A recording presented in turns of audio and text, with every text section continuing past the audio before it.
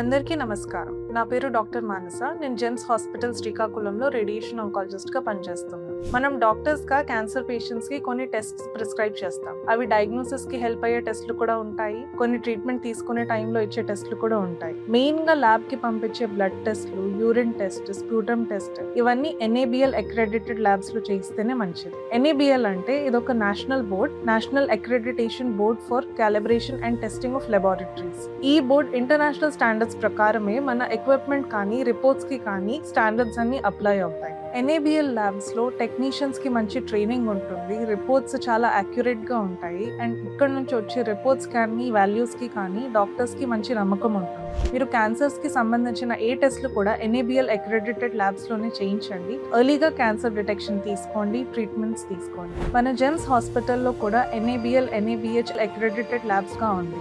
మీరు ఏ టెస్ట్లు కావాలన్నా కూడా జెమ్స్ హాస్పిటల్కి వచ్చి ఇలాంటి క్రెడిటెడ్ ల్యాబ్స్లో మీకు అవసరమైన టెస్ట్లన్నీ చేయించుకోండి, అక్యురేట్ రిజల్ట్స్ పొందండి. Thank you.